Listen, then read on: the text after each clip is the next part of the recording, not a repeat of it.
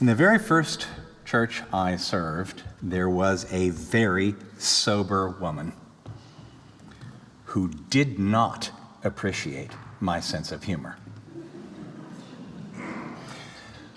Mostly, I think she did not appreciate that I had a sense of humor. And especially when it came to the gospel and consideration of our faith, she didn't see that there was any room at all for lightheartedness. I still hear her voice all these years later. Young man, I do not see that in this world there is anything especially fun or funny about Christian faith.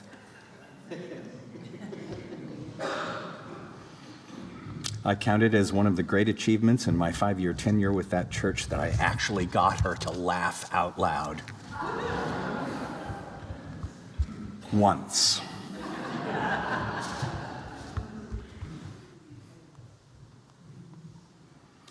Blessed are the poor in spirit,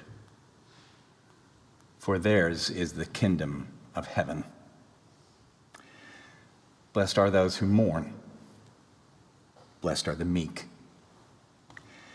Blessed are those who hunger and thirst for righteousness. Blessed are the merciful, the pure in heart, the peacemakers. Blessed are those persecuted for righteousness' sake. Blessed are you when people revile and persecute you and utter all kinds of evil against you falsely on my account. For so they did to the prophets who were before you. Blessed are you. The Greek word makarios, commonly translated into English as blessed are you. That word makarios, makarioi, and blessed are you, put all together, could very well be translated into English. Just as well, I think, translated into English, as happy. Some translations do render it that way, making Jesus' teaching to sound even more radical to our ears. Happy are you poor in spirit. Happy are you who mourn. Happy are you when people hate you and abuse you on account of your faith.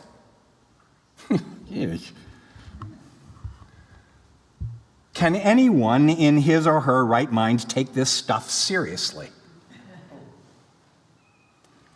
Aren't the blessings and curses in Jesus' Sermon on the Mount just the kind of laughable thinking for which most of the world and many of us in our heart of hearts dismiss Christianity as philosophically absurd and ethically untenable? I ask you, what's so blessed happy about an aching spirit? Mourning. About people hating you for the meanings and purposes and relationships in faith that give your life its deepest and truest meaning. To our usual way of thinking, Jesus' teaching isn't just comical, it's ridiculous. The false opposition that we have set up between the holy and the hilarious, enshrined in our somber approach to God, has kept us from noticing the incongruities and strange reversals in some of the most basic Christian proclamations. Blessed are the poor in spirit. Blessed are those who mourn and those who hunger for righteousness. Happy are you who are persecuted for the sake of righteousness. If we do not in good humor question those proclamations, I don't think we can in good faith take them seriously. Reinhold Niebuhr, a celebrated 20th century theologian and a pastor and teacher of the United Church of Christ, wrote in his book, The Signs of the Times, "The intimate relation between humor and faith is derived from the fact that both deal with the incongruities of our existence.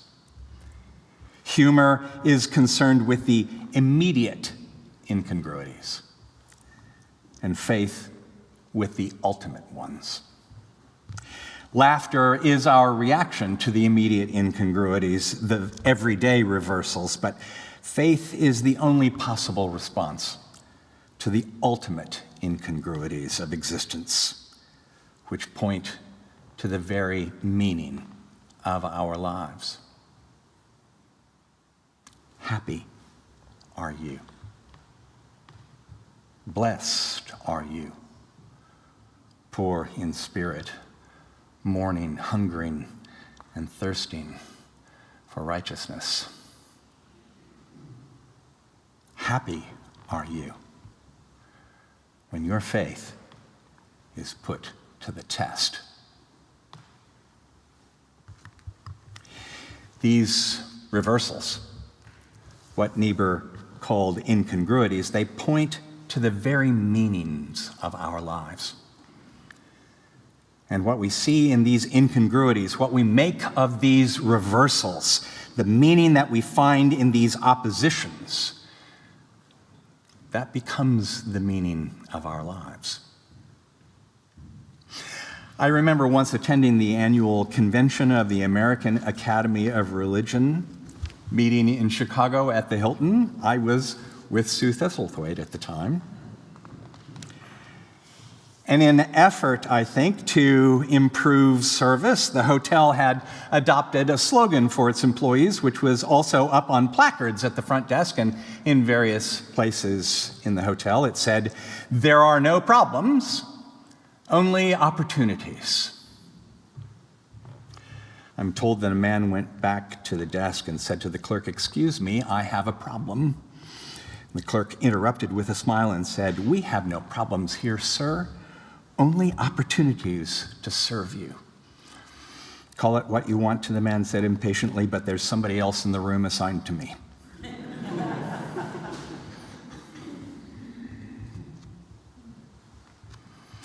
It's very important to observe that the Beatitudes appear at the beginning of the Sermon on the Mount, before a single instruction is given, before there is any question of obedience or disobedience. Appearing as they do at the beginning, they say God's favor precedes all of our endeavors. The gift is where we start. The gift of a loving heart, the gift of sympathy, the courage of caring. A beatitude is an announcement of God's favor. The Greek is makarios. Happy are you. Not satisfied are you, nor deserving are you, nor high and mighty are you, but happy are you. Blessed are you. Blessed because in your hoping and your openness to God and neighbor, in your hunger and thirst for righteousness, you can see right here and right now how God is for you and at work with you, blessing you in ways that the self-satisfied and self-justified cannot easily see. It's not a prescription. It's an announcement. In your doing and being, you already see the nature of the gift, the presence of grace, the truth of God's favor, which is not so much about what we're going to get or believe we deserve to get as it is about what we already have and what we recognize we can do with it. With what we already have, doing justice, loving kindness. And as we walk with the humble, walking with God. Happy are you this day, to the glory of God. Amen.